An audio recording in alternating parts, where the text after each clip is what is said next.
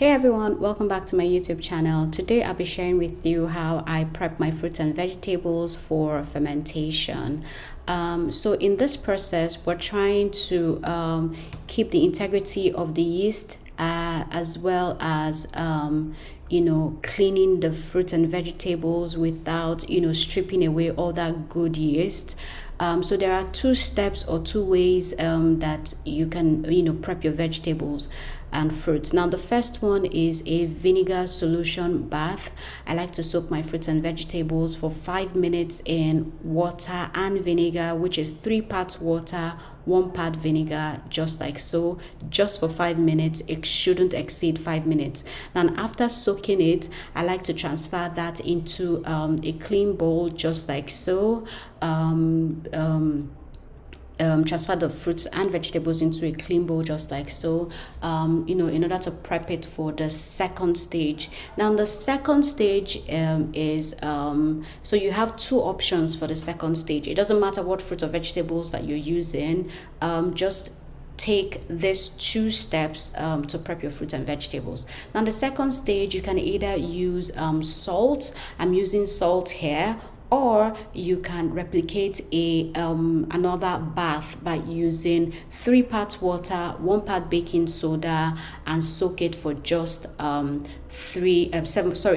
minutes. Now I'm using salt here, and I'm equally using a brush to scrub the skin of my fruits. Now the reason why I'm doing this is these vegetables are not homegrown.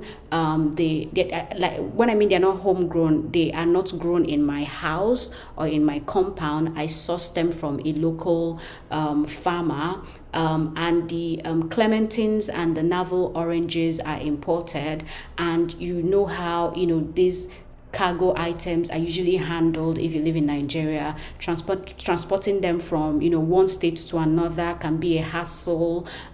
Dirt, dirty hands touching it. That's the reason why I am using a brush to scrub it. Now if you are sure that your vegetables are organic and you grew them yourself, how there's no multiple transportation going on, you can just go ahead and soak it inside the baking soda solution without actually scrubbing it. Now if you have a toothbrush, if you come to my kitchen, there's always a toothbrush to wash vegetables and fruits, especially gingers and peppers, tomatoes. I always use a toothbrush for that because their skin is soft and I don't want to bruise them. And the reason why I use toothbrush for ginger is it sort of gets into those areas where you typically are not able to get through or into without necessarily breaking the ginger into tiny pieces. But yeah,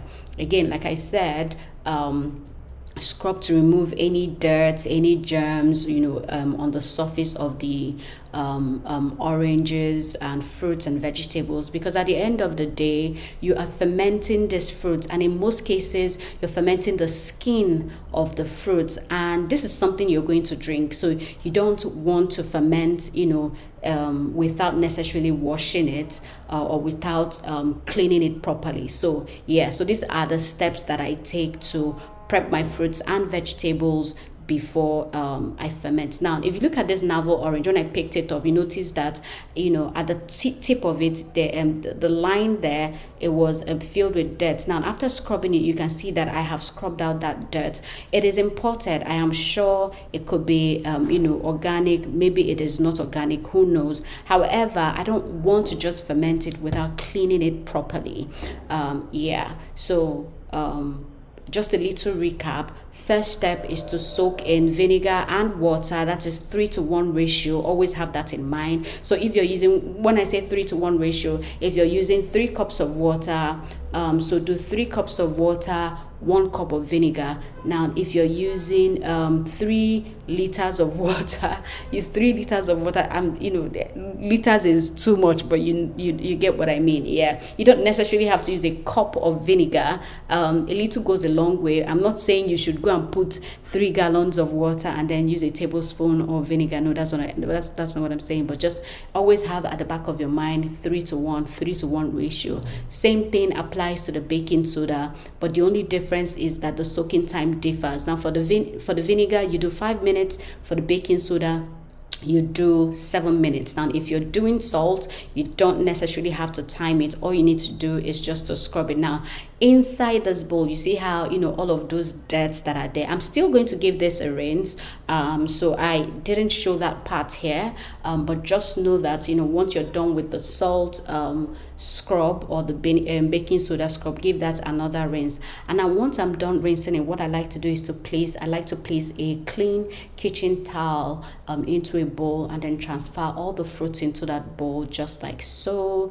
You can use a kitchen towel. It doesn't necessarily matter. You use a kitchen towel to just wipe it dry.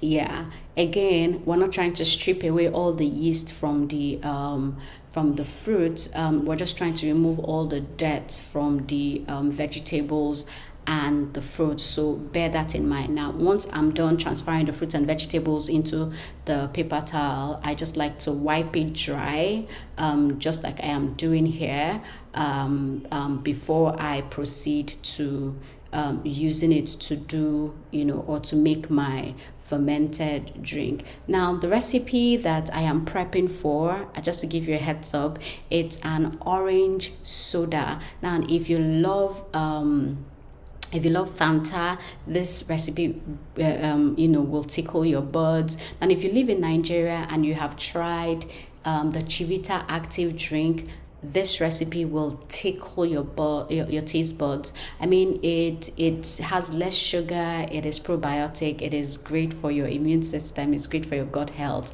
I mean, what better way to enjoy a glass of, you know, fermented drink that tastes like something that you can buy, you know, off the shelf, but then you're making it, you know, at home, you know, with less sugar, you know, no preservatives and all of that. The only preservative that you have here are the natural yeast from the fruits and vegetables, and you're sure of what is going into your drink.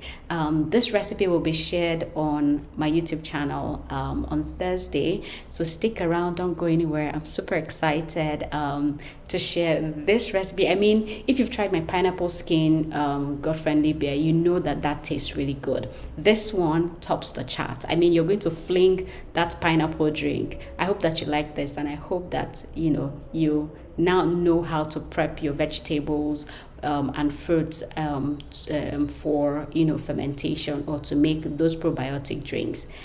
Yeah, I hope that you like this, and I hope that you give this a try, and I hope that you stay tuned till I share my orange soda recipe with you on Thursday. And until next time, I love you, munchers.